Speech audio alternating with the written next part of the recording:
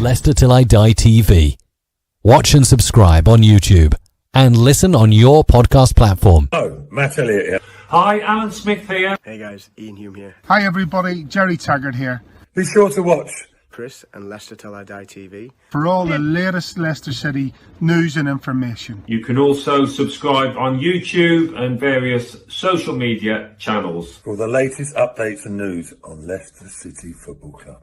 Come on, you foxes! Back of the net. It didn't happen in 49, 61, 63 or 69 when they reached the final. But the class of 2021 have delivered. Leicester City are FA Cup winners at last and are history makers at Wembley. A modern day football miracle. They have blown their rivals away. They have blown us all away in truth. Premier League champions 2016, the amazing Leicester City.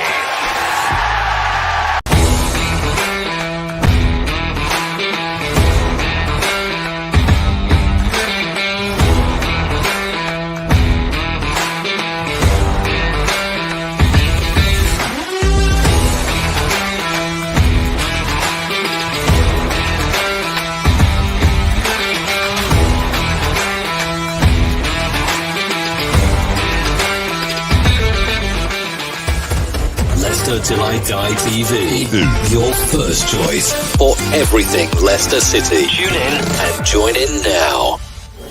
And now, here's your host. Right, Chris. All right there.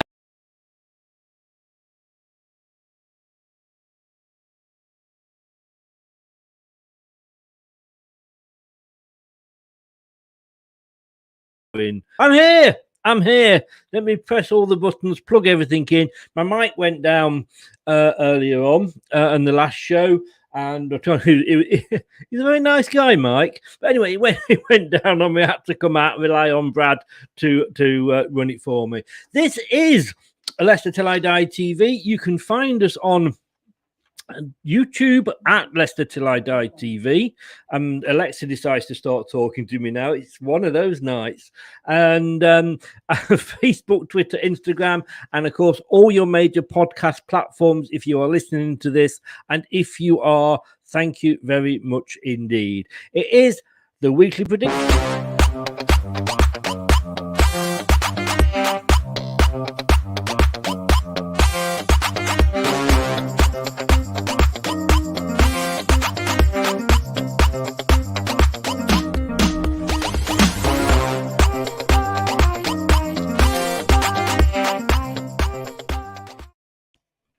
Brad, it's been ages. I've been worried about you.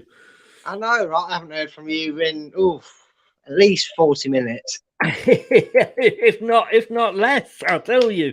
I apologise for the extremely long introduction there with the second video. I'm trying to give Steve time to come on, and I have not. I have not. He's read the message. He's seen the link, and we're still waiting. So, as always, we will add him on later.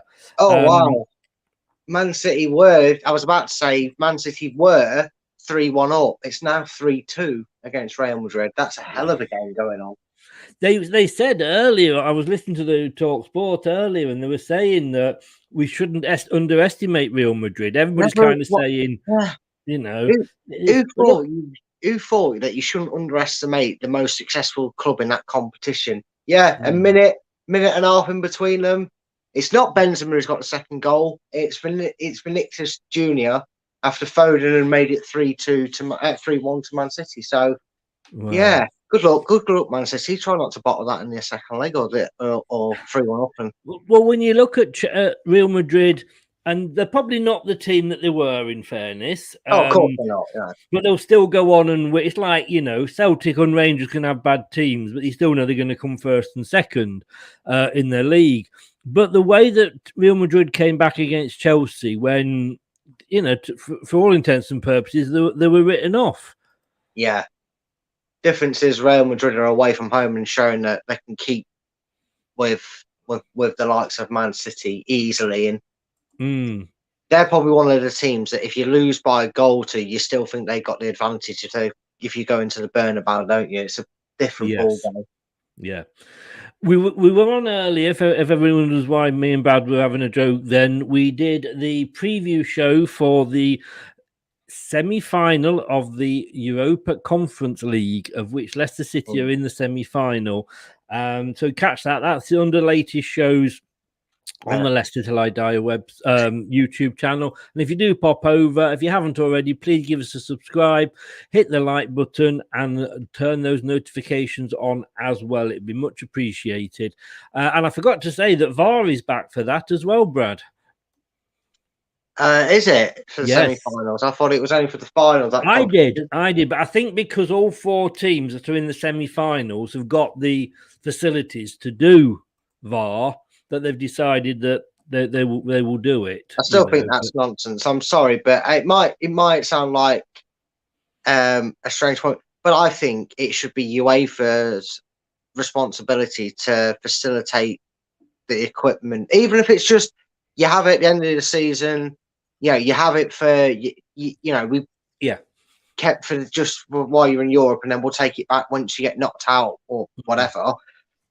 I think it's daft that you can have a competition and just pick and choose. It's the same with the FA Cup. Why not take that? I don't know how difficult it would be. Maybe someone will tell me this is why they won't do it like that.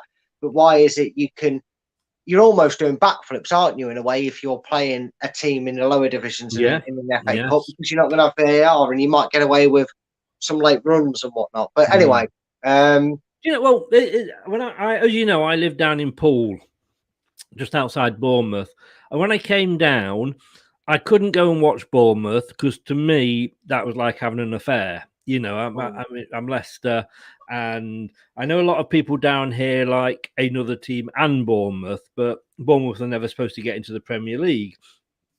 But I started to sort of go and watch Poole Town, who were very, very good at the level they were at, which was like 8th or 9th tier at that point.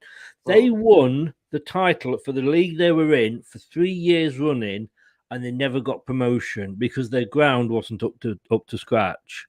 Wow. So maybe they should say to these teams like, okay, you're now in next season's, because you're going to know at the end of the season, you've got the whole time to, employ. If you want to play in this competition, you've got to have VAR and what have you, Yeah, but again, greed is greed, isn't it, mate? If that was the case, I would turn around as Paul, and I'm sure they'd have went, yeah, but if you give us the financial reward for promotion, maybe we can do something about it. If we're not going to get the full benefits of playing at a bigger, it might, just because it's at a low level doesn't mean the crowd intake wouldn't be more, and you can afford to maybe play more higher opposition you see it in any leagues, more common in the lower leagues, granted, but you might then, if they get into that division, they might have then got another promotion or gone through the playoffs, and then they're playing even better sides, and then the revenue's even better.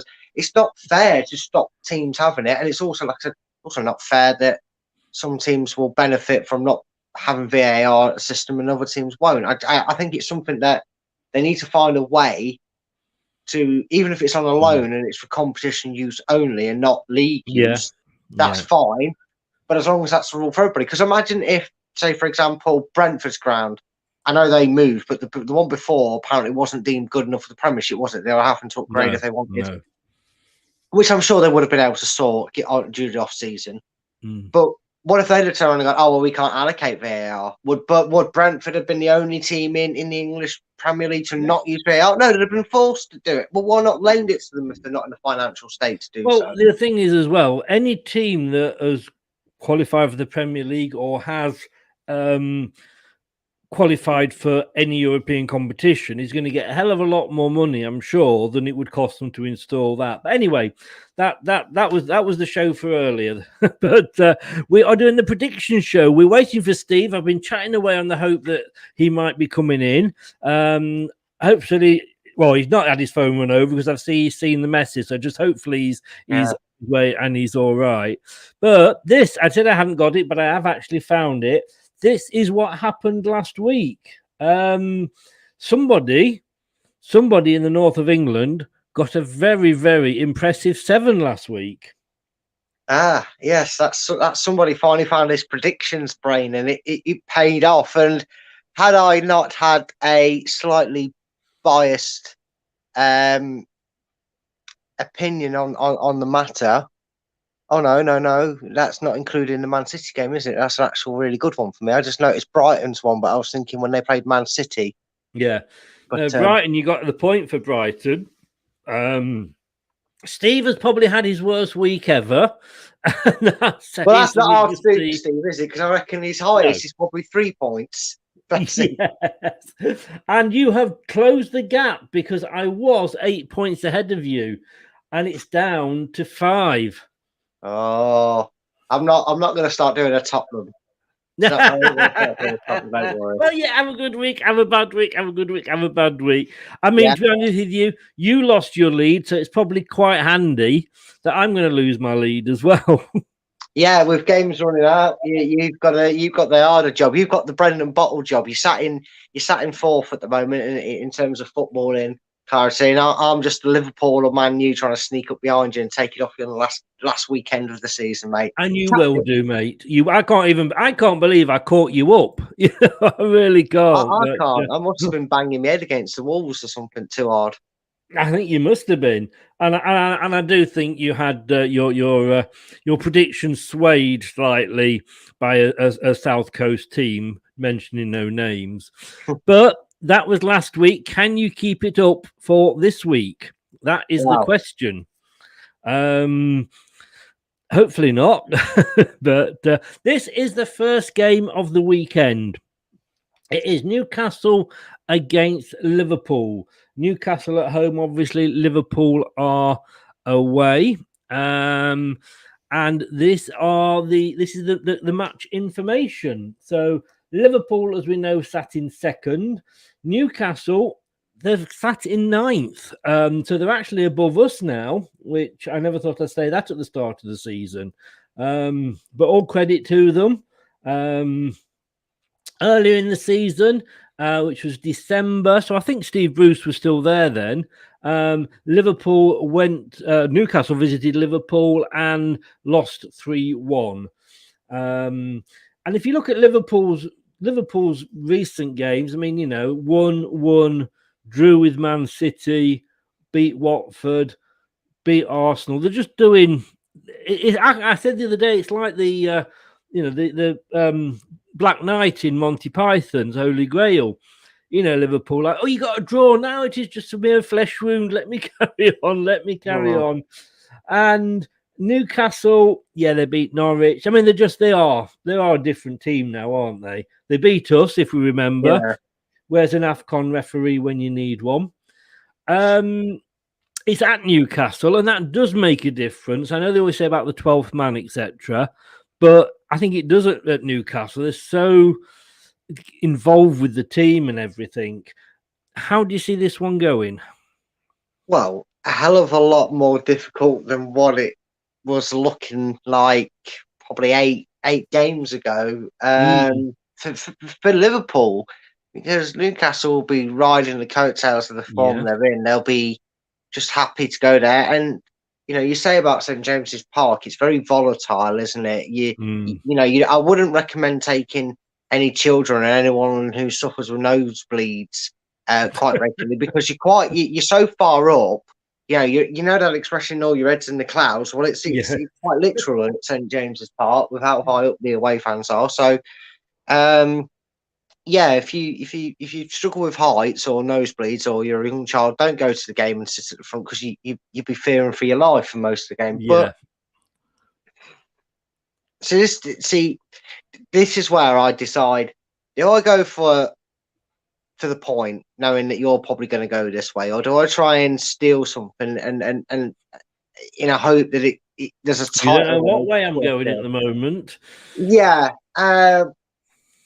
Newcastle have every chance, and I can't believe I'm saying this, but this just shows how far they've come from it. And credit to Eddie Howe. It's false. It's almost false advertisement. All these, no team's done this since Christmas and stayed up. No team's also had about 400 million to chuck at the plaster wound that they needed. But regardless of that, He's done the job. He's managed the players they brought in. They've done a very good job. Credit where it's due, Newcastle. It is like early Man City days, the way they've spent the money and the quality they've brought in. It's doing the job for them. Can I see them getting upset? Yes, I can. Can I see me going, can I see me throwing away all that hard work of catching Chris up last week if I go for a Newcastle win? Most likely. I'm going to go for a Liverpool win, but I'm not as confident as I would have been because Newcastle have had a habit of shocking Liverpool. And really, can I phone a friend? Can I ask an audience? The lifeline 116. Yeah, hang on. Let me just turn the phone on. Right? Yeah, give me a ring. What are you going for? What you got for answer A? No, I'm gonna. Hey, Brendan, what do you reckon for this game? Yeah, I'm gonna stick with Liverpool, but it's one of them games where I feel that if people went across the board, if Steve was the eccentric one and went for Newcastle, and you maybe back the draw, I wouldn't argue with any three possible results because Newcastle with the form they're on. But I am going to stick to probably the favourite for obvious reasons of how their season's panning out, and just go for Liverpool just to nick this one. But I don't think it'll be as comfortable as many may think. Liverpool, the top of the form charts, and this is based on the last 6 games. They've won 5, drawn 1 away from home. But Newcastle are actually in 6th place on the form based on the last 4 games. And they've won all 5 of their home games. But this is Liverpool. And they are relentless. I mean, they had to grind a result out against Everton. And they deserved it at the end of the day. 2 good goals. They deserved it. But, in the first half, Everton parked the bus. And, they said nobody shall pass, and Liverpool didn't.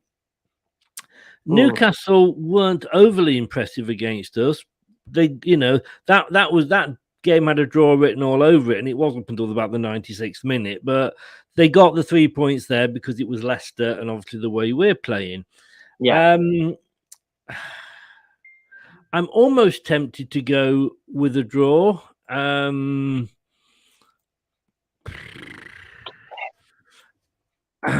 God! You see what's done me. I'm going to be honest with you. And maybe we should alternate who goes first, so it's fair. All right, go on then. Because I'm thinking I had draw on this, but do I stick for the draw and say, sod it, let's just go for it, it's only a bit of fun? Or do I go for the Liverpool win because it keeps me, in place with you? Then of the day, mate, go with what you feel is the right decision to do for you. Just remember, you'll be known as the homework copier if this is how you felt. Oh, thank you. Something's going to have to give at the top of the table, isn't it? Man City or Liverpool? They're going to, if Man City don't throw any points away, Liverpool aren't. Even if they win all the games, they're not going to win the league.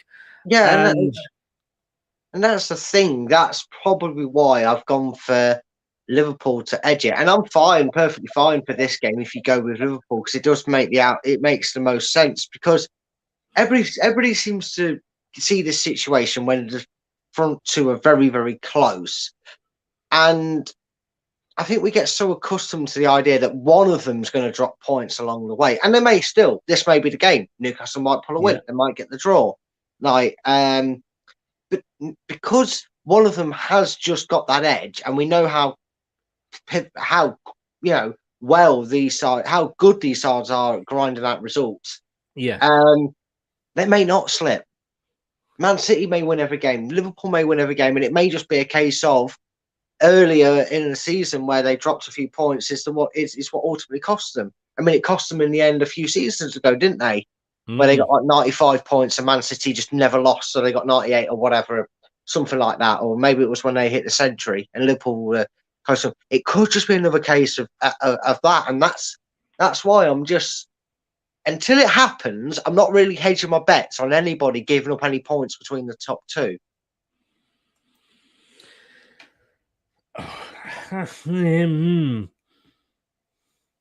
Go for Newcastle. I don't think it'll be Newcastle win. I don't think it will. Their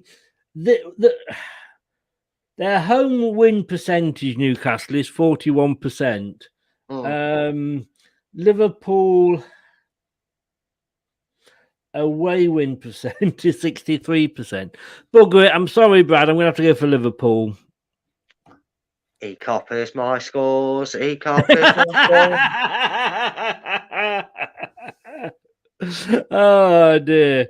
Yeah, we've seen Anthony. We're Steveless tonight. If you want to come on and play for Steve, you'll be more than welcome. Just say in the chat, and I can send you the link through. We've only done the first game so far.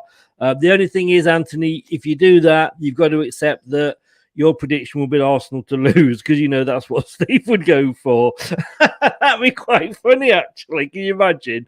An Arsenal fan. You'd probably get some points. Yeah. Yes. Okay. So that was the first game. And I say, I had started off thinking possibly draw, but here we go. So next up, we have Aston Villa. You see on the new graphics here. Aston Villa are going to be playing Norwich. Now, did I say I would go first on this one? Yeah. Sorry, mate. Well, no, I'm happy for you to go first. But if you want no, to not that, mate. You said Aston Villa Norwich, and I about fell asleep. No, you go first, mate. You can go first. We'll all take it. We'll have a bit that's of Aston Villa Leicester, mate. That's what sends you to sleep. Man City 4-2. Man City. It's 4-2 now. Yeah, they've just scored 4-2 with just over 15 minutes to go. Oh wow, that is a good game.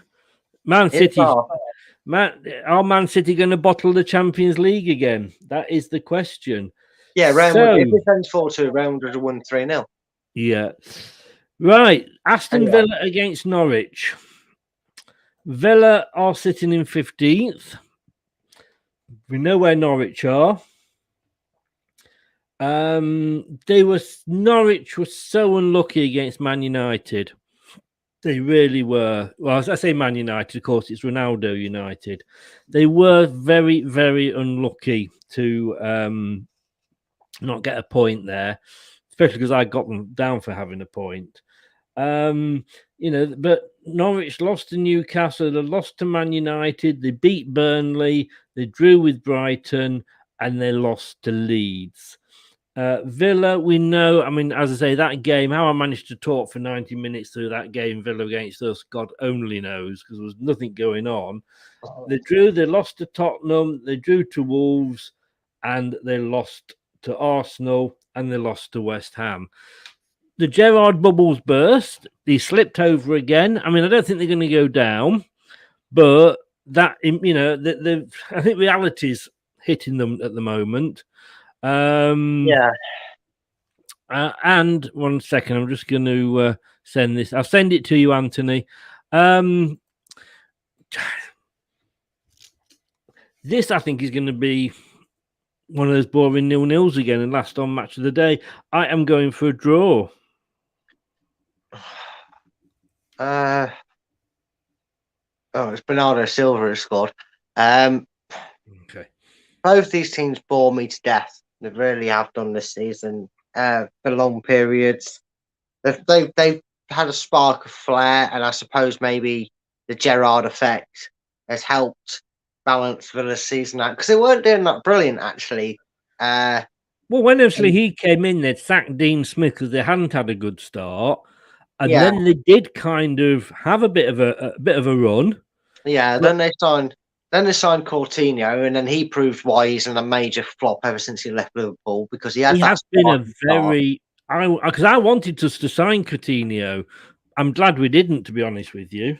Yeah, The problem is, as bad as Villa have been, they're not in trouble. Norwich are down. Norwich are out. Norwich are down. There's only Burnley, Everton, and Leeds left. I'm sorry they're done. They've had enough chances to get their arses into gear, and they've not taken it. They've not been good enough. They've not been clinical enough. Whatever it is, they've not had it.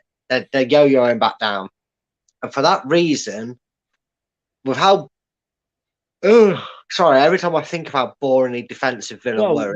Let me give you some extra information here. Norwich City are 19th in the form table with 4 points. Aston Villa are 18th in the form table with 4 points. I remember these are over the last 6 games. But Villa at home, their win percentage is 34%. Norwich away is 13%. But I just feel like it's going to be one of them where there'll be a goal off someone's left butt cheek, or it'll deflect off into the top corner and it'll be a free goal. And I just got a funny feeling that Villa are just going to nudge this one, and it's going to be Villa that win it. So I'm going for a Villa win. You're going for a Villa win. Funny you should mention Bournemouth at the start of the show, just while you're noting that down, mate. They were 3-0 down against Swansea. It is now 3-3. Wow. Well, I'm hoping they're coming back up, but I'm not convinced Scott Parker's the right manager, to be honest with you. But hey, I'm not convinced that Scott Parker's a manager full stop. I don't know what he's done that's so impressive. No. They gave him the job. Do you prefer me to do the form table over 6 or 5 games, or you're not bothered either way? No, not bothered either way, mate. They both make for the same reading, one result. Oh, in fairness, Newcastle, the 6th in the form table over 6 games, over 5 the second. But I think the 6 games, it's longer, so it just gives us a better time. So let us move on. And where are we here? We are watching Southampton, which you don't know which way they're going to. No. I'm sorry, before I've just seen what he's called himself. The sad thing is, mate, the names aren't coming up. I'm not putting the names up. But he has called himself Steve Loves Arsenal. Oh, wow. How you doing, mate? Not too bad, Brad, and you? Yeah, not too bad, mate. Not too Good, bad. mate. I tell you what, did you see old White is moaning about the knockdown as he was pushed down? Oh, what a child! Yeah. The thing is, though, if you look at it, and I thought that, and I said at the time, because he didn't hit him straight on his head, he kind of, as he hit it, he kind of scraped across his side of his head, didn't he? But then he did push him. Yeah, so, I said that in the stream. Yeah, he did push him, but that uppercut he did. Did you see his tuft come flying out? Yeah. I mean, end of that, I don't know what he's moaning about. In fact, if anything, the referee saved him having to get back into the ring for Tyson Fury to have levered the absolute living piss out of him. Because all he was going to do was, what was he trying to protest? That even if he hadn't got counted out and been allowed to recover, all he'd been able to do was would have been to remember bloody, getting knocked out again. Because Fury would have just gone in for the kill. Yeah. He's just trying to get another pop at the crown, isn't he? But Anthony, welcome along, sir. Standing in for Arsenal hating Steve, so this is going to be interesting. We've just done 2 games. The first one, Newcastle at home to Liverpool. Newcastle home to Liverpool. I'm going to have to go a Liverpool win on that one, Chris. Do you want me to say the scoreline or no? No. It's just who wins. Okay. Yeah, I mean that's a full house for Liverpool. Newcastle on the last 6 games. I think I said there were 6th in the form table, so they're on a good run. It's at Newcastle, but it is Liverpool. It's the thing. And the second game, which we've just done, which is what I call a last on match of the day match against 19th in the form table and 20th in the real table, Norwich, against 18th in the form table and 15th in the real table, Aston Villa. And we just said then Villa had a bit of a that when Gerrard started, they did sort of seem to pick up. As Brad said, Coutinho hasn't maybe been the saviour they thought, and they're kind of settling down to where they were before Dean Smith left, which they might have to before they get better. Yeah, Brad's gone for a Villa draw. A Villa draw? Wow. What am I saying? Brad's gone for a Villa win. So sorry to interrupt, guys. Man City 4, Real Madrid 3. Oh wow! Bloody hell! They got a goal. They got goalkeepers playing. No, but I think Man City aren't learning from their mistakes. They do this all the time. Yeah, they've been full force and probably brilliant to watch on the ball, scoring 4 goals. But you cannot play attacking for 90 minutes against Real Madrid. They'll eat you alive, and they're winning 4-3, but you're giving Real Madrid an impetus there. They should be seeing that out 4-2. Yeah. What a game, though. What a game. They'll regret it in the second leg. But anyway, so Brad, thanks, Brad. Brad has gone for a Villa win. I've gone for the draw.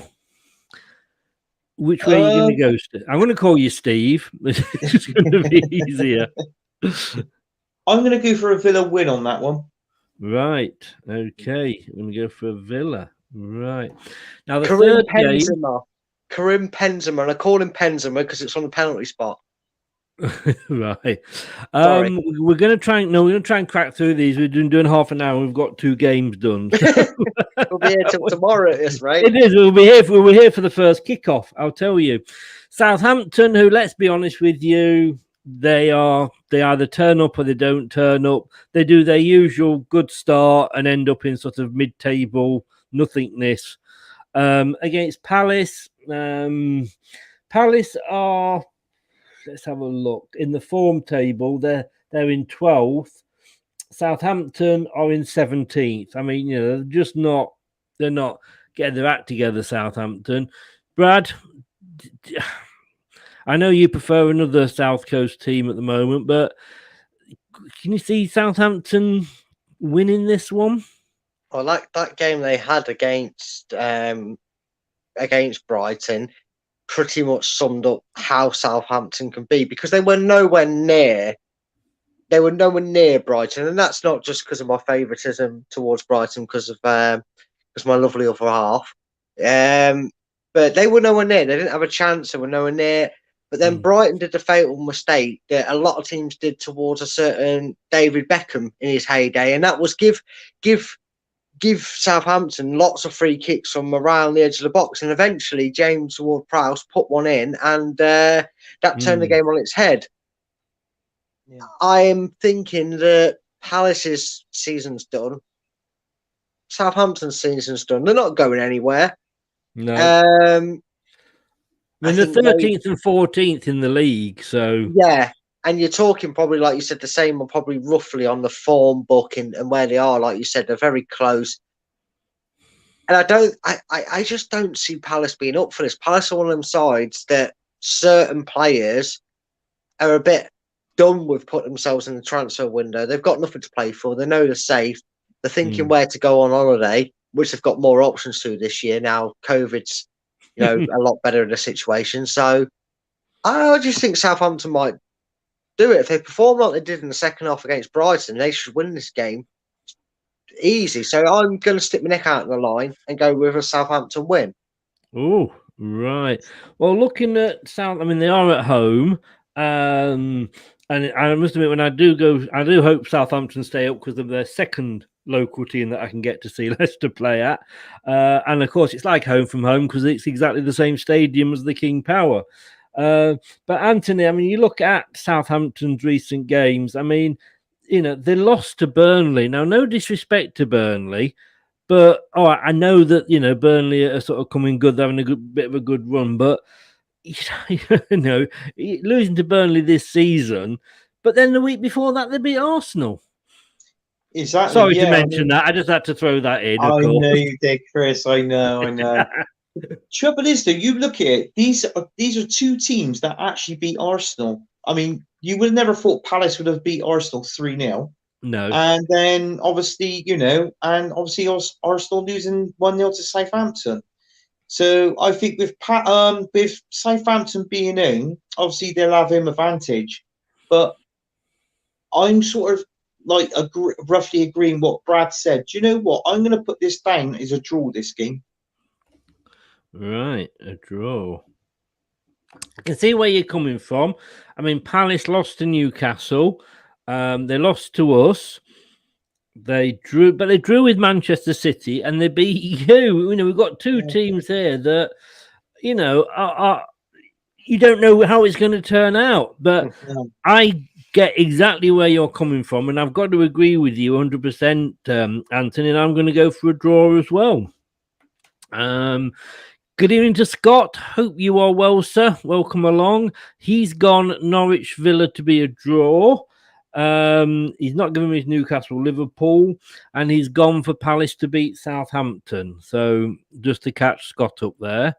So this, to be honest with you, if there was ever a 6-pointer, this is it. Watford against Burnley.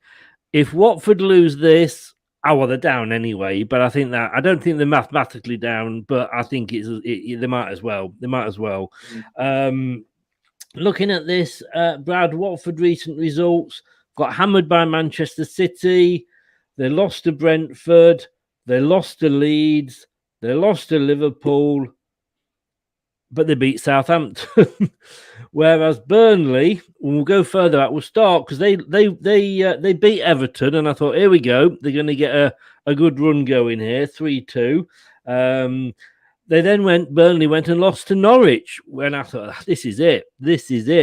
But then they got a point they sacked Dyche, got a point against West Ham.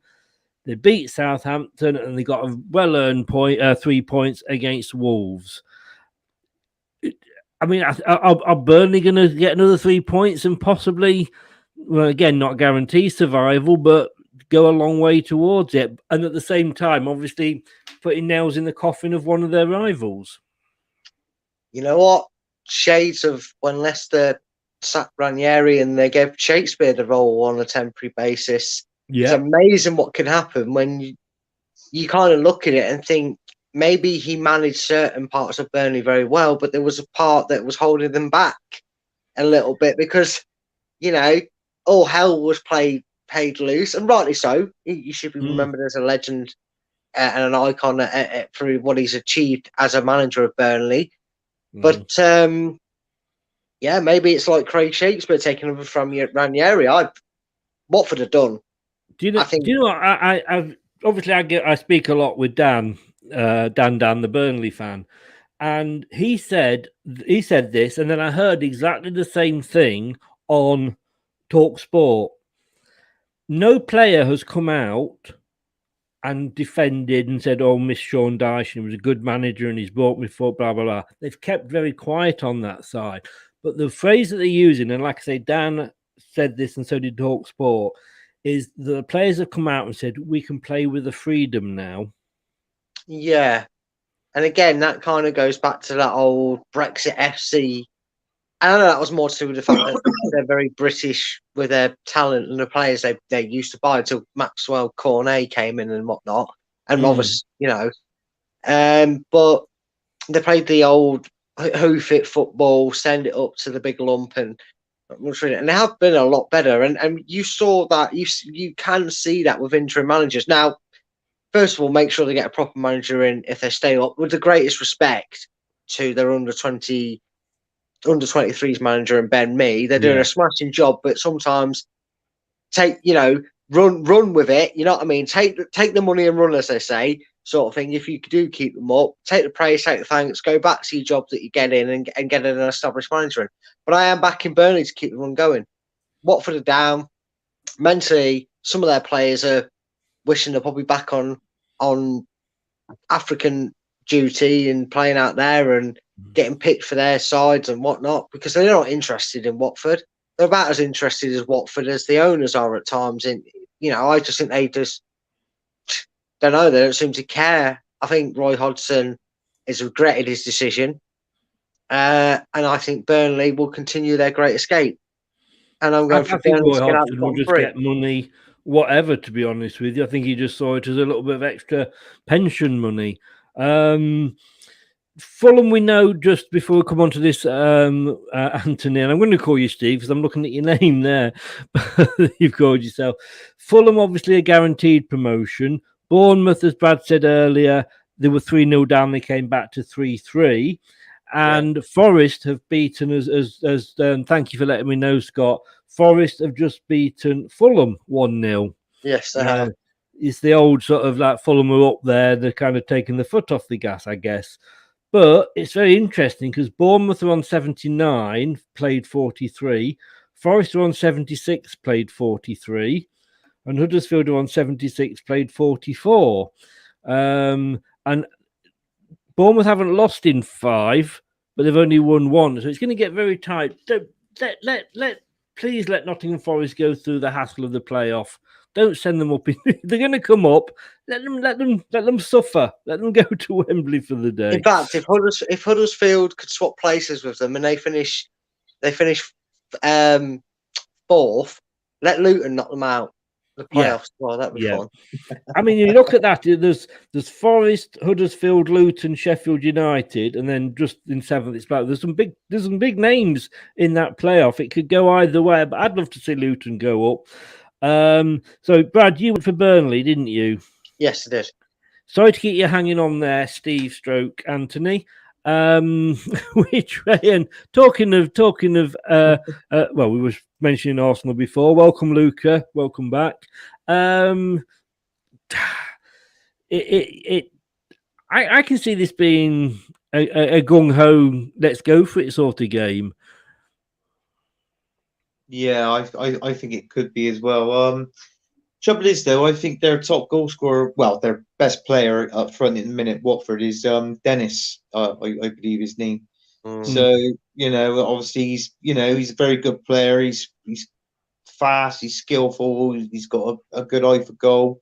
I can see him scoring, but it's like what Brad have said and what you've said.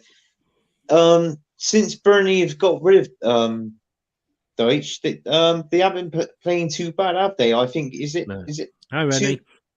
two wins in two wins games and a draw. Yes, 2 wins and a draw. Yes, so they're doing really well. Do you know what? I'm gonna have to favour Burnley. I think they're gonna keep on they're gonna try and catch Everton. Believe it or not. Well, they're above Everton at the moment, aren't they? Yeah.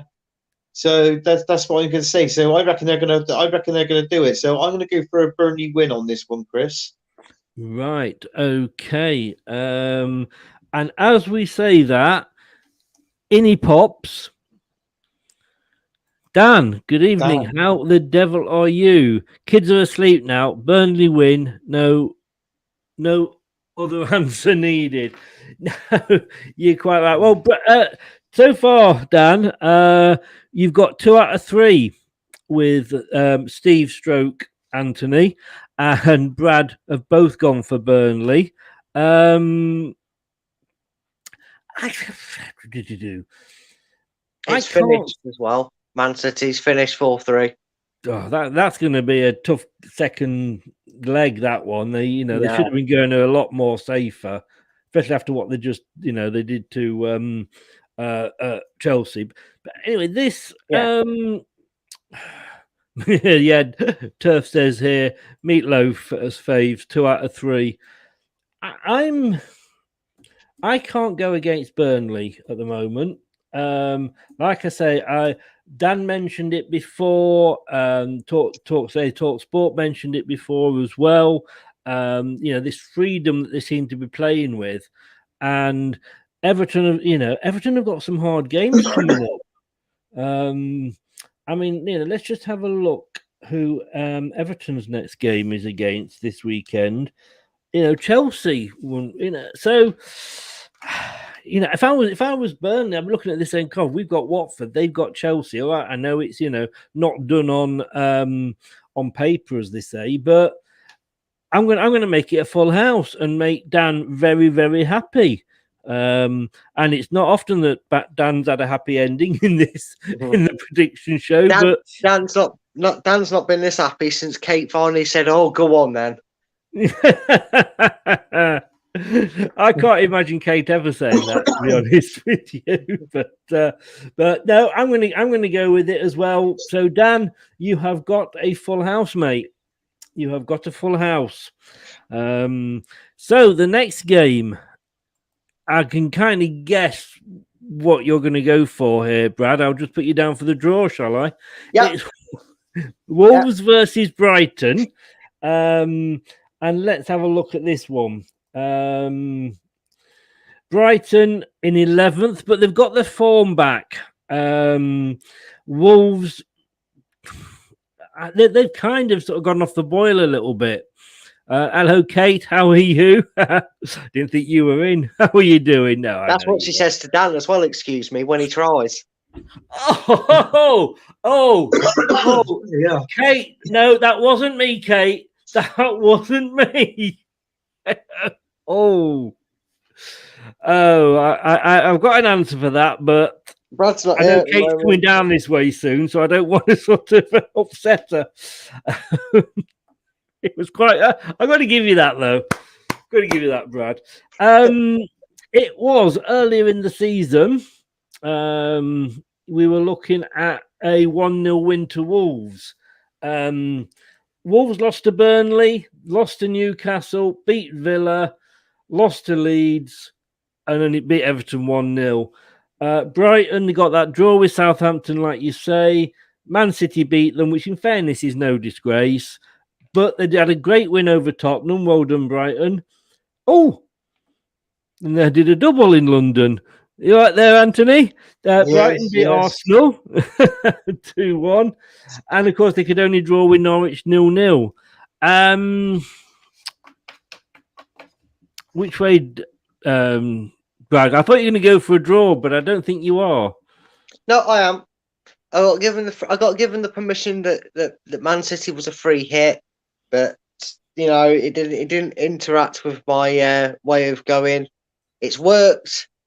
It's still working. Like I said, the Man City game was a free hit. I drew in Norwich, done the double in London since I started predicting them to draw. So predict them to draw. I can't get in trouble. Oh, coward. But a smart coward. A smart coward. Anthony, which way do you see this one? Do you know what? I'm edging towards Wolves. I think Wolves are. I think they're due a win. I never liked this Steve Anthony anyway.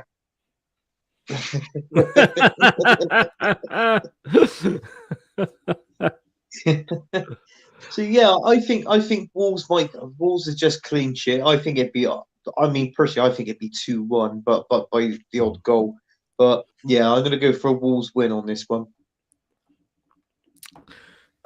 I can't go for a draw again because I've already got 2 draws in this week.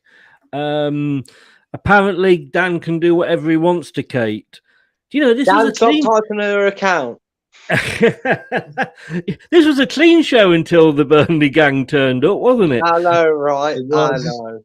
God. Everybody saying hello to everybody else. And good evening to Michael as well. Good evening, Mike. Doing a new show with Mike on Monday nights at 9 o'clock. We're going to move the review to 7, and we've got a European review show at 9 o'clock with Mike and Doug. Wolves played well against us, and I reckon they'll want to put it right. 3 losses on the bounce is hard, but I think they'll see the job out back at Molineux. Just seeing Wolves for Scott's gone for Wolves as well. Good. Apparently, Mike is upset for some reason. I hope you're all right, Mike. Is it football related? Well, Newport did lose, didn't they? Tonight?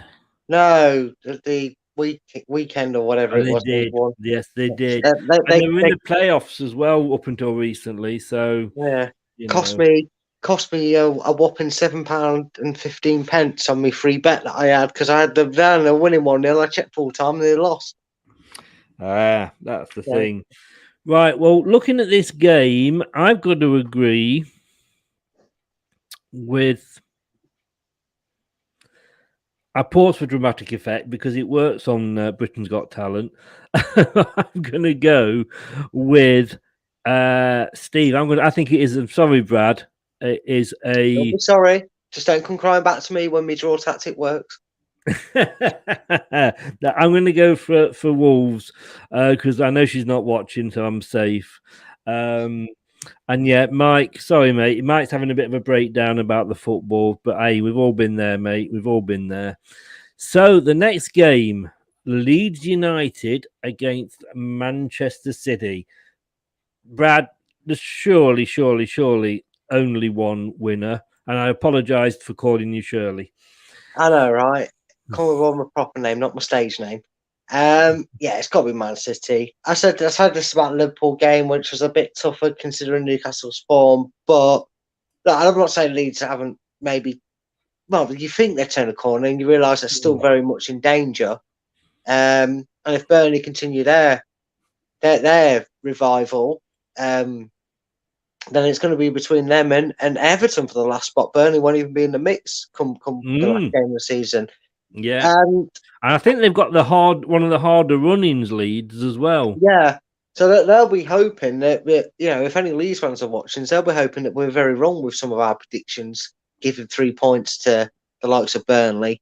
But yeah, I said Liverpool wouldn't falter, and I don't see Man City falter. It's not like it's not an unwritten rule in football that one of these two has to falter at the top of the leagues, and unfortunately for Leeds fans, I'm not arsed, but unfortunately for Leeds fans, you're getting absolutely tanked by Man City.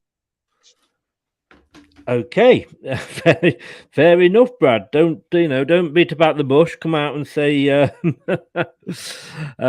And Mike, I've just called you Brad. I apologise. I can't Don't multitask compliment him like that.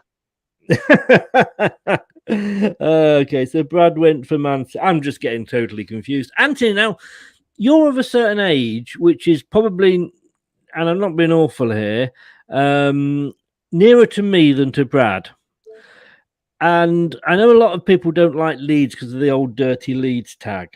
But yeah, I don't mind Leeds because I tell you what, when they've come back up, and no disrespect to Arsenal, I mean, I know you're not, but there's a certain degree of your fans, and no disrespect to Mike, a certain number of Man United who feel that they are entitled to do well because of who they are.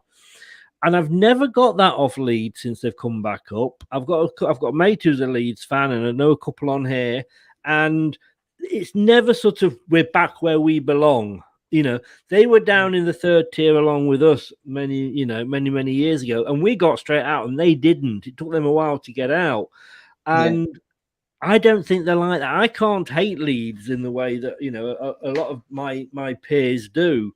How do you feel about them? To be honest with you, I have watched them a couple of times. I mean, obviously, as you know, being down south, coming from Bristol, my local team obviously is Bristol City. I've gone down there and watched them a couple of times against Leeds, and in all fairness, they have played reasonably dirty. I will be honest with you, but yeah, ever since they've got that promotion, they've got to the into the Premier League. You haven't really much heard about them, have you? I mean, their fans hasn't really been cocky or anything like that. No. And that. So I just think Leeds United fans, as long as they're surviving, obviously they didn't go down. I think they'd just take anything at the minute, wouldn't they? I mean, they haven't really done out major signings that, and things like this and that. But I mean, you never know. I think they might have a good season next season, Leeds United. So all they need to do is bring in a couple of players, depending on what their budget is and things like that. So, they might not do that bad next season. So, but yeah, going back to this game though, Chris, I sorry, but I got to pick Man City. Yeah. It was 7-0 earlier on in the season in December. Everybody's predicting around that. Well, Mike's gone 8. Rennie's got 7 or 9. He can't decide. I don't know anybody else. What everyone else is going for at the moment. I mean, you can't see it going any other way, can you? I mean, when you look at Leeds, they're currently they're in 16th, and I thought they were out of it. I've got to be honest with you. And Leeds haven't lost in 5. They've won one, drawn, as you can see. I don't think Leeds will go down because I think there's worse teams than Leeds, Everton, and I think that's probably what will keep them up.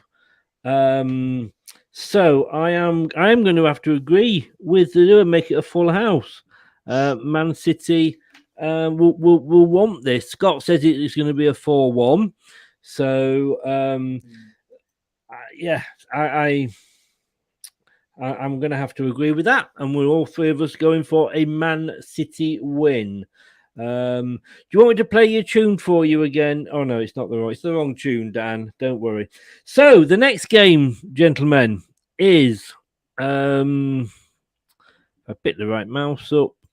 It is Everton versus Chelsea. I mean, we got done over by Everton because, again, we can't, we're not allowed to have dogs because we can't hold on to a lead, can we, Brad?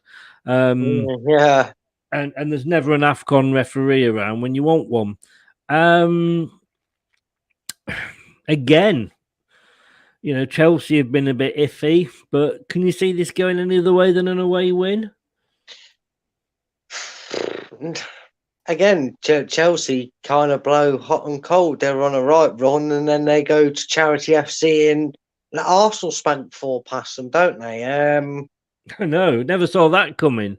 No, I feel like, shockingly, something that never's really seen from a Chelsea side in the last 5 or so years. It is a team that suffers so badly. I mean, they put a lot hell of a lot of effort and hard work into the game at the Bernabeu, didn't they? And unfortunately, got undone at the end when it looked like they were going to make that turnaround. Do I want to see Leeds and Everton fight it out last end of the season? I've got no particular interest in either of them, so why not? As a neutral, I'm not arsed. So, it might be a bit refreshing. Relegation might not be the worst thing for some of these teams. You mentioned Leeds and Leicester being in League One. Well, look what's happened to them over the years since them dark days. Same with Southampton. We forget we're down there as well. And us. And we were down there. And sometimes it gives you a chance to have a clear out. Yeah. And come back, if you've got a good manager, come back with better players and make a bit more of a fist of it. Yeah, and they've been given the same sort of story that happened to Leeds when they went down, weren't they? Not this season, obviously, but the Leeds with the Alan Smiths and the Vidukas, they had crippling money issues. And I know it's not the same, but obviously you'd imagine these finances and all the money they pumped into it and whatnot would hit them very hard. And maybe it's what Everton need. For me, in the Frank Lampard final, because that's what we're deciding to call things these days when we play games. In the Frank Lampard testimonial or the Frank Lampard final, it's his Chelsea team that are going to come out on top, and Agent Frank is going to seek more misery as Chelsea. I think win this one, but they'll win it. Anthony. I mean, Chelsea lost to Brentford 4-1. They then smacked Southampton 6-0, and I thought our 9-0 record was in it. And then you turned up at Stamford Bridge and whacked them 4-2. And still some Arsenal fans wanted Arteta out. And then they were very lucky in getting a win past West Ham. I mean, you probably saw them when they played you. I mean, what is it with this Chelsea team? Surely they can't be letting the troubles off the field affecting them on the field, because many clubs have had that problem, haven't they? Yeah, they have had that problem. Yeah, I think there is something going around the. It's got to be in the changing room sort of thing, and it's not that. It's the fans as well, and obviously what's happened there, and obviously Chelsea being put up for sale. So at this minute of time, it has all knock-on effects, But I mean, and it has been seen that on the pitch as well, So It is hard. I mean, don't get me wrong. Obviously, I do feel for Chelsea, So, but it's just hard. It's just hard to call it because obviously, as we know, Frank Lampard was the manager. Well, he played for Chelsea. He was Chelsea through and through. Managed them, got sacked by them. Obviously, being the manager of very Everton nice now, payoff, I'm sure. yeah. Would he want payback? Would he like to beat Chelsea? But I think he would be in that situation. He would most probably want to, pick his best team. I mean, if anybody knows Chelsea and the way how they play, obviously it's going to be Frank. So, but do you know what? I'm not going to go for a win. I'm going to go for a draw in this one, Chris. All right. Wow. Yeah, I'm going to go for a draw in this one. I tell you what, you can tell Andrew. Yeah, you can tell he's been Anthony. Sorry, Andrew. Pretty different name. He's been watching these shows regularly because he's given some Steve Lynex-esque predictions, isn't he? Going for the draw, he has. There's a couple of interesting ones coming up, so we'll see what he says. Scott agrees with you for the draw. It's at Everton, and Everton are absolutely away from home, absolutely awful. They couldn't score in the old proverbial, ladies' room. Everton at home, they win 44% of the matches. Away, they win 6%. A 6% win record away, makes Leicester look good. Let's be honest. And when you're looking at Chelsea away, they've got a 69% win record. I like Tuchel. I don't have anything against Chelsea again either. They're very kindly, Chilwell stuck his foot over his toenail over the line so that he couldn't score against us and it'd be allowed by VAR in the cup final. I've got to go Chelsea here. I can't see Everton. Like you say, that you have, as Brad said, you got that Frank effect, if you like, and I don't think Chelsea would be too much for them. I think Tuchel will have them up for this one. Now then, this is where it gets interesting, as they say. And I've lost my cursor. Where is it? There we go. Because it is Spurs against Leicester City. And that can only mean one thing. It's time for the Daily Spurs.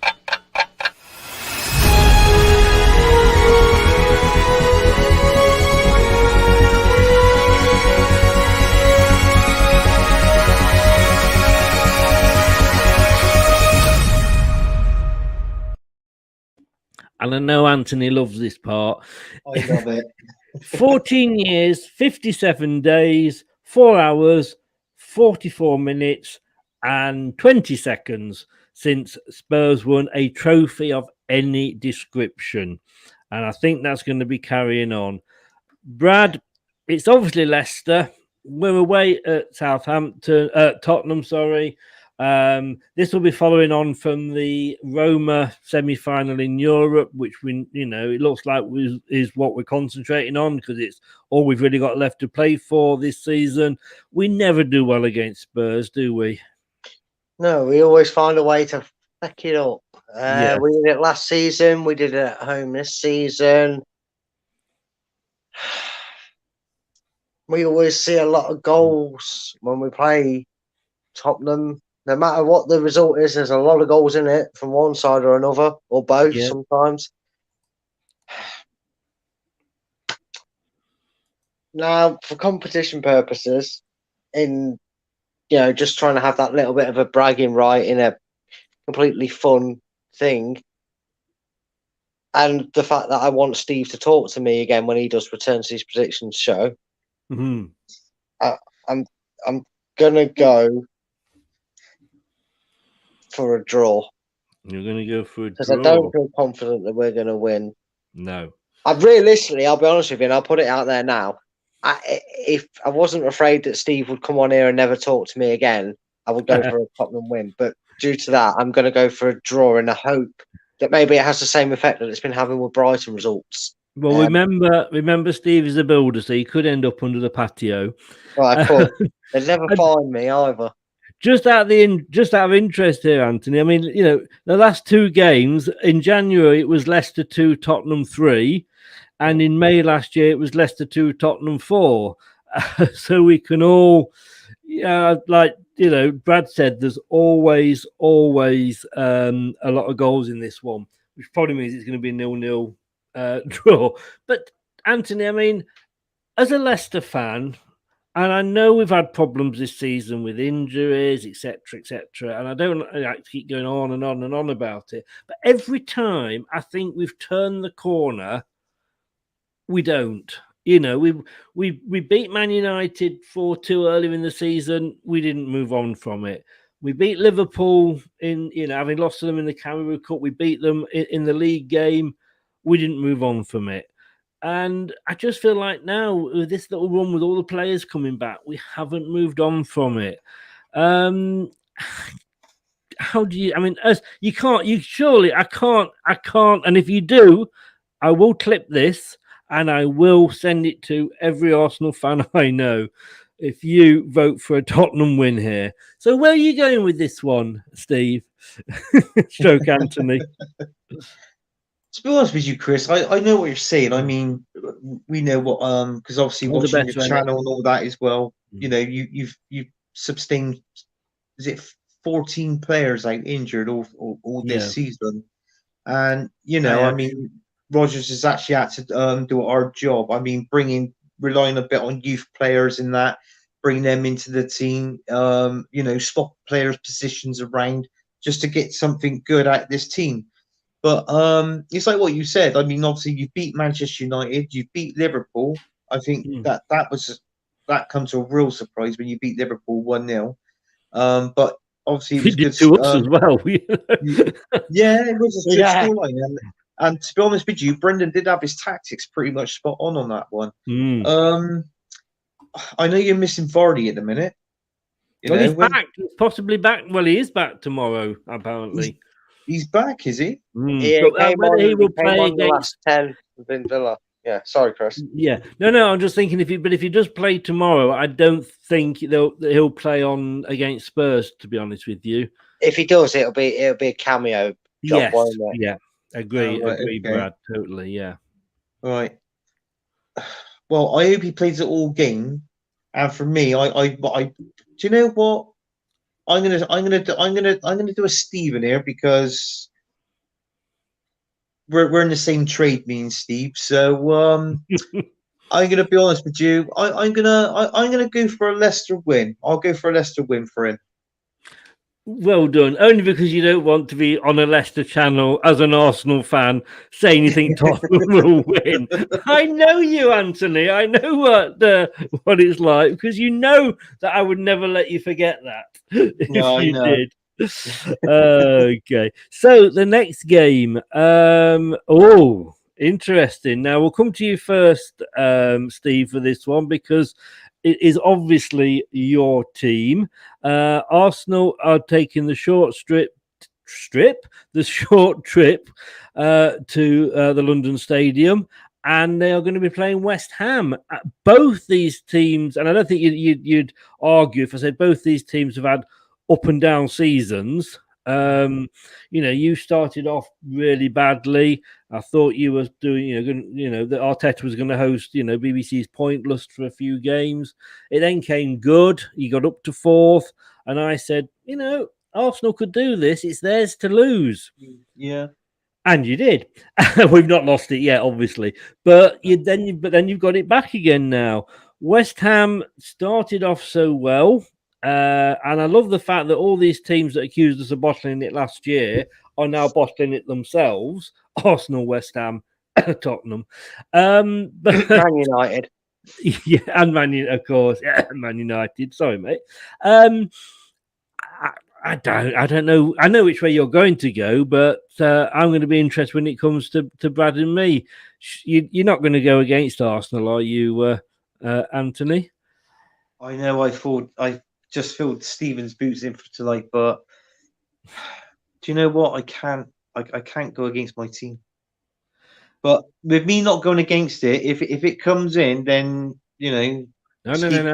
I have written this down, and I appreciate what you're saying there. I don't know if you can see that at all there, but you're the column on the right, I think, on the end, and I've had to write you down as West Ham, I'm afraid, because you are standing in for Steve. But it is noted that was not you. You went for an Arsenal, but it depends if I got to be honest with you. When we beat Manchester United in the last game. There was our star player Saka. He had to come off, so I'm not too sure if he's going to be at this game. I don't know how bad the injury was, or it was in his leg. I don't know if it was like a tweak or something he had in his leg, but he did come off injured. If he's playing this game, I'll go for Arsenal. I'll go for Arsenal win. You're going for of course, but officially. It's a West Ham win that you've gone for. So I can't do it, can I, Brad? I've got to. No. We know what Steve would go with this one. But never fear, Anthony. What Chris will do is he'll write your scores down the side with the actual predictions, and you'll probably find out you'll already have more points than Steve's got this season. Bless him. Hey, Brad, what are you saying?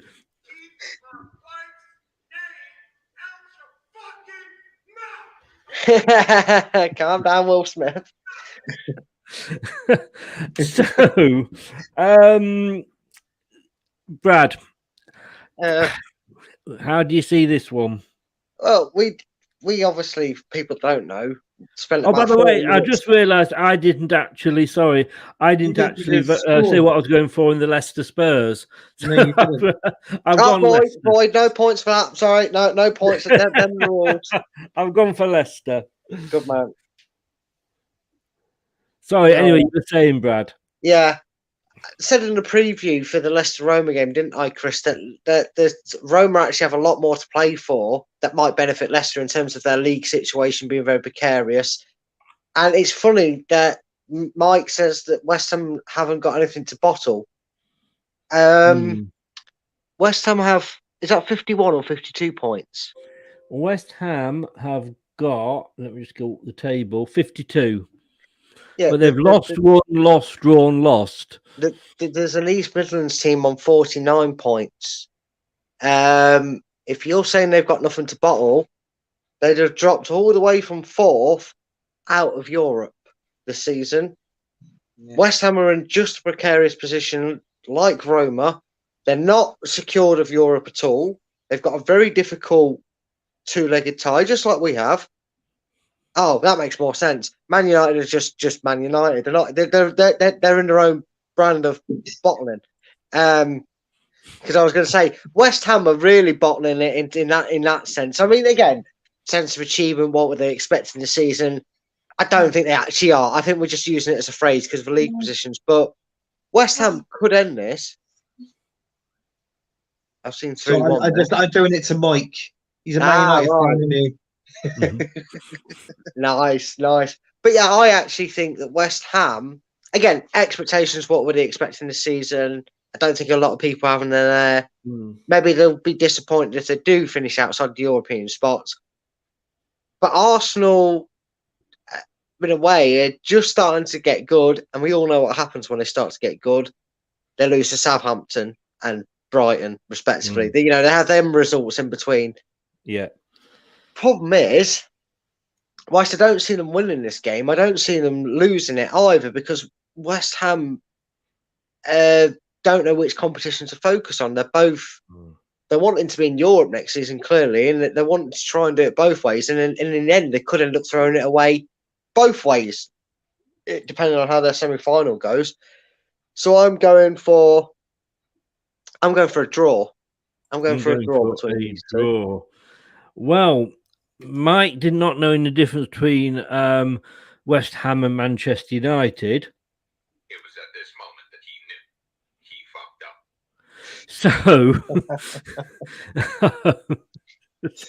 Sorry, but I love my new toy.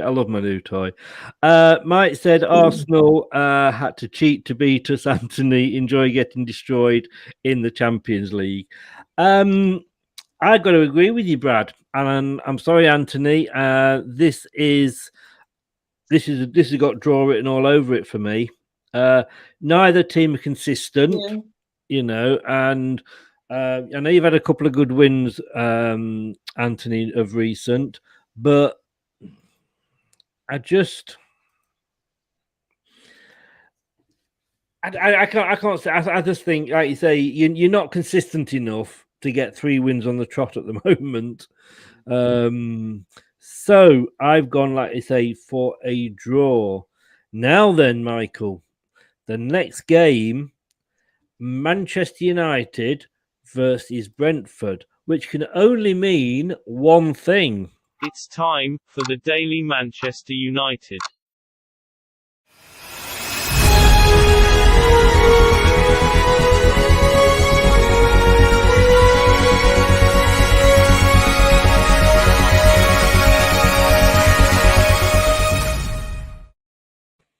How long since Manchester United have won the Premier League? And don't you laugh, Arsenal might be coming here, Anthony.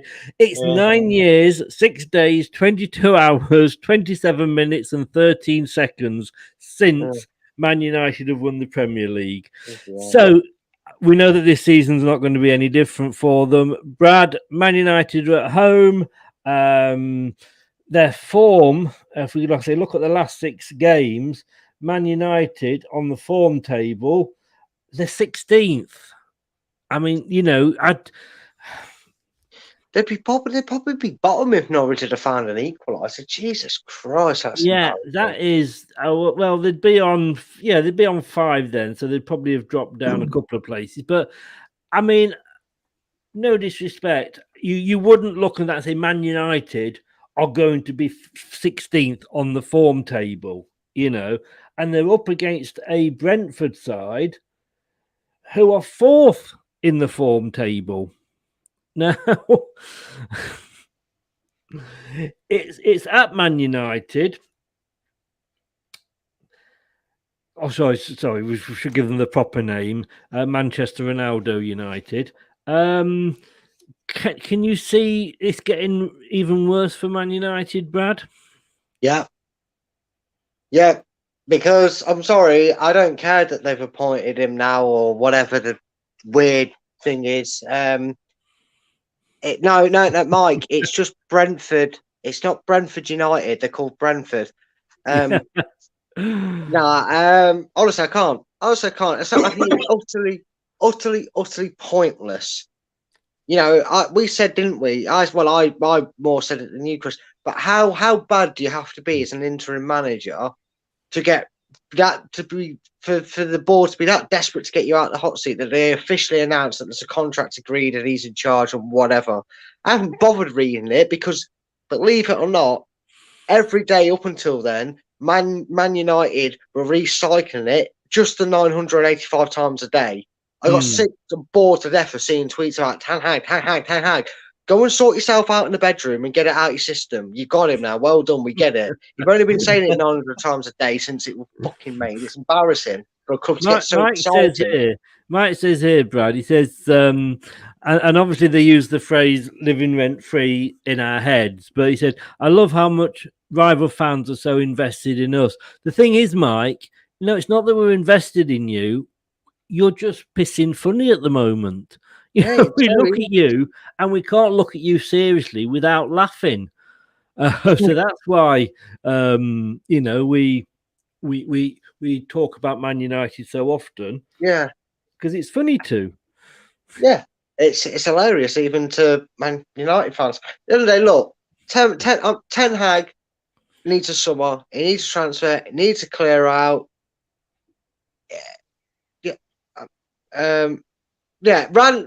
I agree there with Mike because Radnick is not a manager job. He was offered this as an interim to then go upstairs. I understand. What I'm saying is, Ten Hag can't do anything to this team. It's FC Ronaldo of Manchester. Let's face it, it is. It's the only reason they're doing any well this season in terms of quality up front. They've had a mess.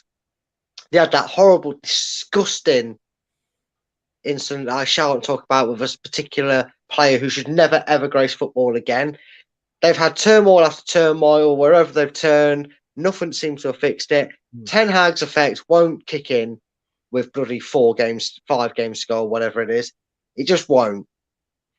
It won't get better. It'll get worse before it gets better. I don't think he's coming in with those 4 or 5. He's not coming in until the end of the season, is he? Well, again, so we can't really affect it either way. It's just so they've just announced it, Yeah, they've announced it, whatever, but it still won't. It won't affect anything. He won't be able to affect anything directly because they still have to do it.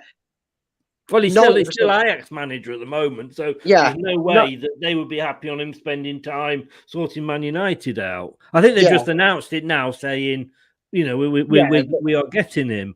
Yeah, like it was a world's biggest secret. Get over yourself. You're not the biggest. Is this a Man United or a Brentford for you, Brad? Brentford, mate. Brentford are going to win it. Brentford are going to win this comfortably. I mean, Anthony, for me, it isn't Rangnick's fault. I mean, he was given a huge hot potato. I just think it shows how far Man United have dropped. And I know I sort of say, Man United now are what they were pre-Alex Ferguson, which was not after the Busby Babes, obviously, and after sort of, Busby's management tenure. For years, when Liverpool was strong, Man United weren't. They were like Arsenal are now, if you like. They won the odd cup now and again, and that was it. They even got relegated. So pre-Fergie, Man United weren't anything. They've gone back to that. And I think for Man United, its holy grail is that, they want to be successful, the same as when they had Ferguson there. And they're not going to. Ferguson was a one-off. It's like, like Wenger. So what gets me is, though, is how badly they are run. And yes, it is... the Glazers, we know the problems, we know they're bad, etc., etc. But maybe this will be a wake-up call to the Glazers to say, we've got to sort of put somebody in there that kind of maybe knows what they're doing, which we thought was probably going to be Rangnick. But to me, you don't, they've got to give Ten Hag time. They've got to sort of look at they can't sort of if they're going to invest like us with Rodgers, they've got to give it 4 or 5 years to work its way through, because it isn't the case of just sticking a plaster on there. He's got to give major surgery to that club. And I still say a lot of this is in my eyes, quite a bit of it should be taken on by Alex Ferguson, because when he got out of that club, he knew what he was doing. He realised the number was up with that team, and he'd rebuilt it 2 or 3 times, and I don't think he could do it again. And he gave Moyes probably not the best Man United team there was. And then they went through managers trying to get it, because that's what Watford do. So Man United thought they'd try it, and then you get Solskjaer. Solskjaer comes in. And he does. Yeah, mate, no problem. I've got it, Brad. Solskjaer comes in.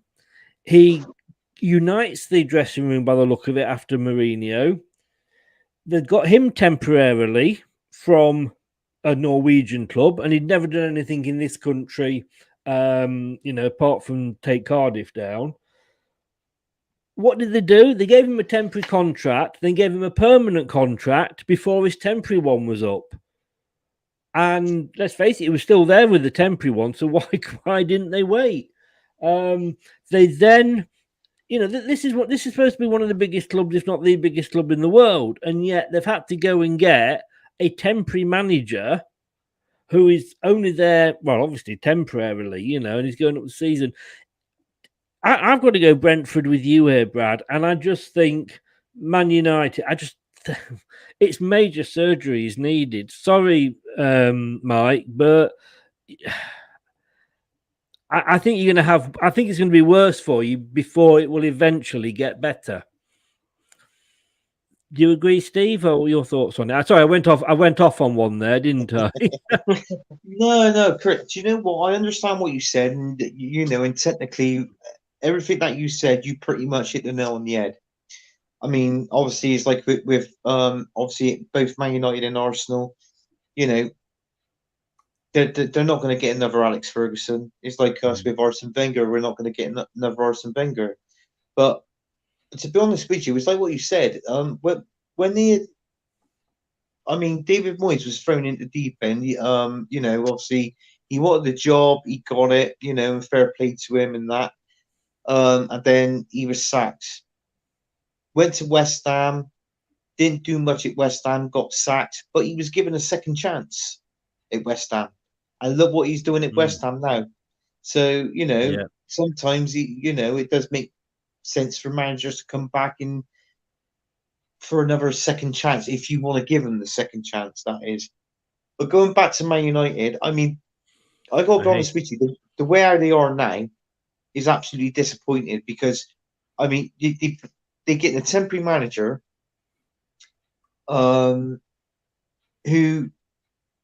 I personally think the players do not really that much like or understand him within his tactics, his philosophy, and his style of play. I don't think the Man United players understand that. They don't understand his style of play at all. And for getting Radnick in for a temporary manager, I don't know why the hell they got him in. I mean, look at his CV. Bring up his CV on Google.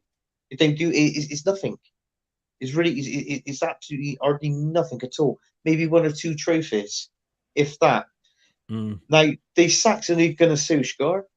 I don't know why they sacked Ollie, because I think personally now, the way they're playing now, they just might as well have kept him and got rid of him at the end of this season. Then obviously employed Ten Hag and what they're doing. Ten Hag comes in next season. He's going to need time. You're right there, Chris. He's got a few things to do to sort out that squad. Mainly with Manchester United, is mainly in the defence area and the DMs that they got there, the defensive midfielders. They need to sign one there. So they're missing. Their left backs and right backs, as far as I'm concerned, ain't that great. And I think they need a strong centre back as well. Because I look back on it and I think Leicester City had the best deal with Harry Maguire. Yes. Let's be honest. 80 million. I mean, blimey. The way Harry Maguire's playing at the minute, I personally think he's along the lines of a championship player. Personally. He was good when he left us. He was he still is an England player, obviously, David says, Mike, I'm not gonna sit here and love up Man United. It's a Leicester channel, and it's just funny because most Man United fans, and I'm not necessarily including you in this, Mike, but most Man United fans aside from you are very much up their own arse, and we should be doing better than this. And I don't know if you'll be able to hear this or not, but this to me sums Man United up. If you know I think it's Mike Goldridge who does the Man United watch-alongs. He's always on TikTok. This. Burnley are a team I'd love to see get relegated. I'm sorry if there are any Burnley fans. Don't worry, there's not many. Oh shit! They bloody scored! I mean that to me in that one sentence sums up Man United. But Man United will come good again. Liverpool, they were bigger than Man United were pre-Fergie, and it all sort of went wrong for them. But it took them a long time to come back. And Man United will come back. It's just a case of when.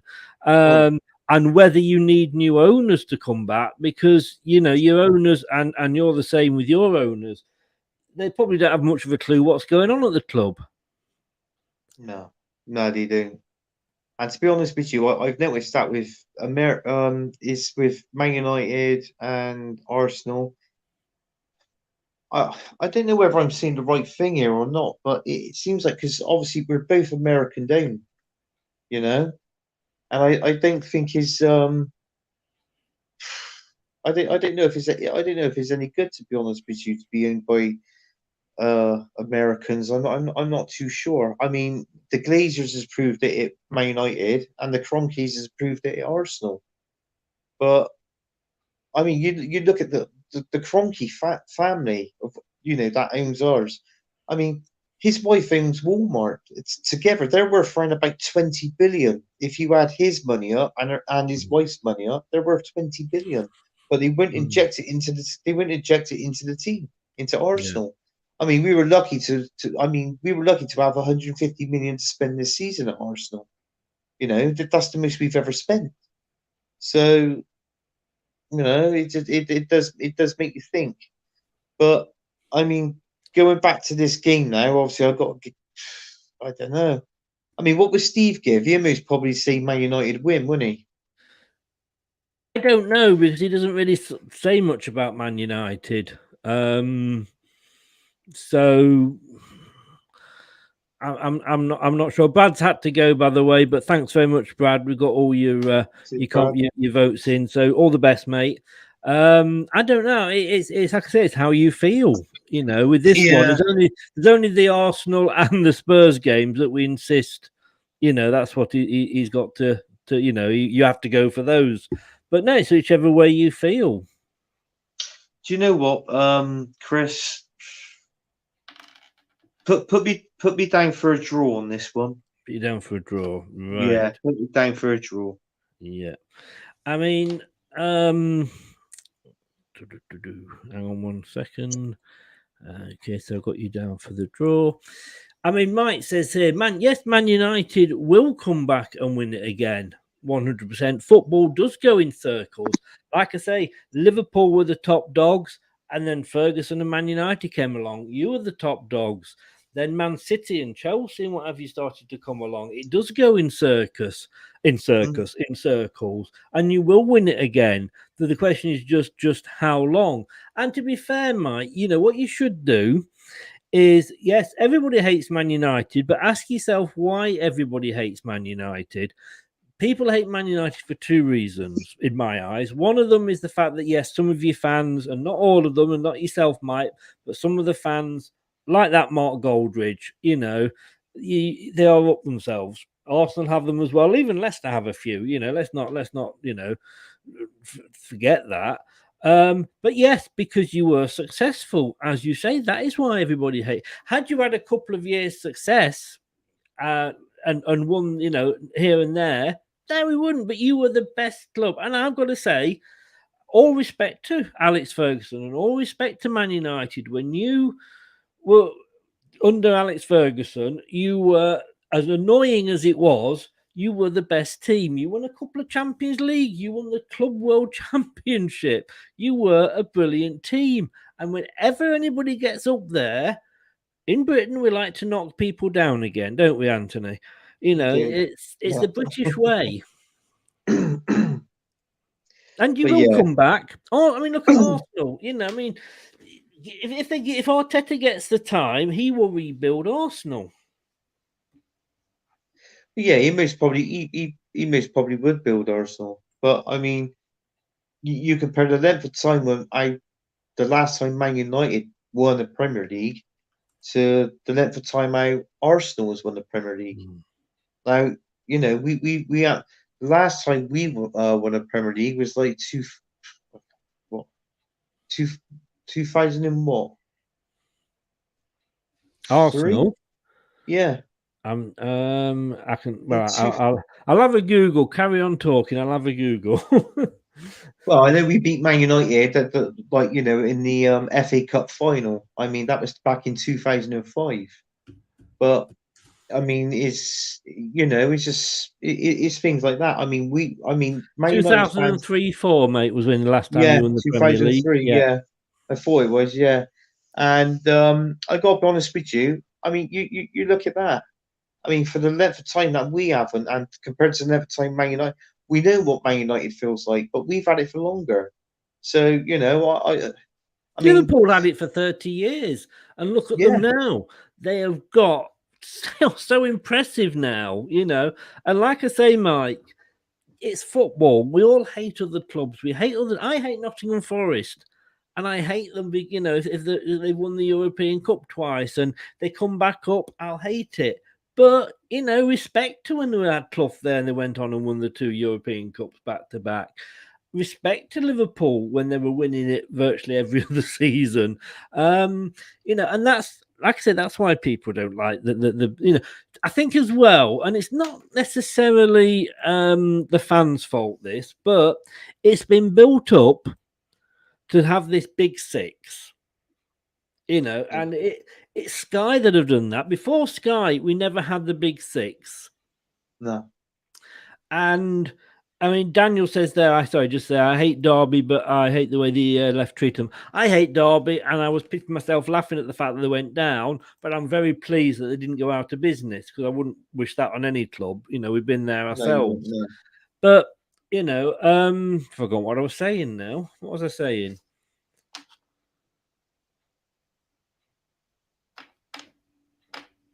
I can't remember. Do you remember what I was saying? My mind's gone. Yeah, you were saying about the teams that you hate, which was Forest and and obviously Derby as well. Oh no, that was it. Yeah. So you've got. I say before Sky, there was no big 6. Sky have come in with this big 6, as you say there, David. It's Sky. Thank you. Yeah. I mean, I'm getting old. My memory's going. And it's not necessarily the big 6 on trophies, because Huddersfield have got more top flight wins than Tottenham have. It's the big 6 on audience worldwide. That's why they're the big 6. And it knocks the other 14 teams off in the Premier League. Now, if Leicester were playing, I don't know, let's say if Leicester were playing Aston Villa on Sky, the match that was then following us was the North London Derby. All Sky would talk about would be the North London Derby. Even before our show, before our game, on our show, they would be talking the North London Derby. And it's that really, really annoys other fans. But that's Sky. That's not the fans. That's Sky. But we've gone off on a rant again. Just a bit. Anthony, thank you for. I'm sorry I had to wipe your Arsenal win off the board and put it to West Ham, but you know the rules when you stand in for Steve. Yeah, I know. But it is, those are the predictions. We're going to be back on Thursday. I'm thinking about doing a watch along for the Roma, because I might be less nervous talking to somebody while it's on rather than sat there on my own watching it, because my son's broken his arm, so he can't drive. So and I can't go to his because I've got to come straight on and do the post-match show anyway. But good luck to West Ham. Good luck to Everton. Manchester City, you should have held on and gone back with a bigger lead to take to Madrid. And good luck to Leicester. We're all in Europe this season. I hope they all do well. And whatever your team is, all the best to them. Anthony, thank you very much. Okay. Tell people where they can find you. But you can find me on Facebook, Instagram, and Twitter at my name, Anthony Herbert. You can find me on SVT TV, Football United TV, and Dugout Daily. And of recent is this channel as well. But if you haven't liked and subscribed to this channel, Leicester Till I Die, Chris's channel, make sure you do, because it's a good channel and it's got good content. Brilliant. Thank you very much, young man. You are becoming a regular on here, aren't you? It's a pleasure to have you. It's nice to be on, Chris. But I just want to say one thing as well. I just want to wish Leicester good luck in the against Roma, because Leicester is one of the teams that I tipped to get into the final. Leicester and Marseille final, I reckon it might be. To be honest with you, I've always wanted English teams to do well in Europe. Yeah, I have. And I remember watching the famous Man United Bayern Munich final. And when Solskjaer got that goal, literally I was feeding my baby son a bottle of milk. And it literally went everywhere. because I was that involved in it. So you've got to want English clubs to do well. I mean, it would be great if it's Manchester City or Liverpool, West Ham and Leicester winning on the trophies in the 1 year. To have 3 English winners would be amazing. It would be, yeah. I mean, because I predicted in the Europa League, I think it's going to be, I reckon it'd be a West Ham and Rangers final, because Rangers they're doing fantastic in that competition, aren't they, in the Europa League in a minute? So yes, that is one thing I do find hard, though, I must admit, is giving any love to Scottish teams, because they wouldn't give any love to us. It is that rivalry, and I'm not Scottish, I'm English, so I can't. I would be happy if Rangers got knocked out. I'm not going to lie, but I do hope West Ham come out on top. Yeah, I do as well. Yeah, mate. Thank you so much. And David says there, I agree, Chris. When it comes to European competition, we are all Englishmen. David, I've not seen you before, David. I hope you are well. I noticed you on Facebook, but if you want to nip over to YouTube, it's Leicester Till I Die TV, and do this. Give us there we go. Give us a subscribe, smash the likes, and also ring that notification bell. Thanks very much, Anthony. Have a safe one, mate. Take care of yourself, and I will see you soon, probably, especially if White and Fury have a rematch. Oh yeah, definitely. Take care, mate. All the best. Cheers, mate. Thanks a lot. Brad had to go. Thanks to Brad. And Steve loves Arsenal / Anthony. Thank you for coming on and standing in for Steve there. As you know, anybody that watches this regularly know that we cannot. Whoever stands in for Steve, if he can't make it, because obviously he's working, he may have been called out on an emergency and he's got to go. Whoever stands in for him, you've always got to go against Arsenal and against Tottenham. I'm sorry, that's Steve for you. What can I say? Thanks to everybody that was in. Thanks to everybody that was in the chat. And take care. And I will see you on Thursday. Fingers crossed for the European semi-final. I am bricking it. I'm not going to lie. I am no. I might just sit on the toilet and watch it on my phone and cut out the middleman. That'd be easier. Cheers, mate. All the best. Take care, everybody. I'll see you. Thanks for watching, and thanks if you've been listening on podcast form. Thanks for listening as well. Goodbye now. Thanks for watching Leicester Till I Die. This is Chris saying goodbye, and see you next time. Follow us on Facebook, Twitter, and Instagram.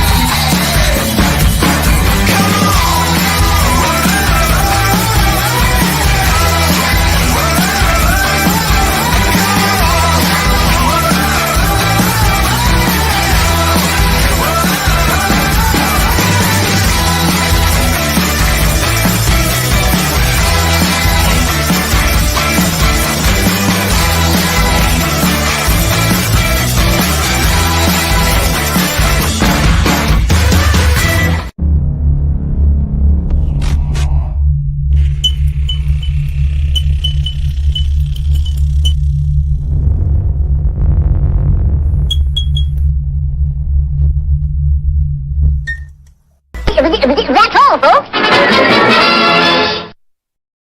Wow! I feel good.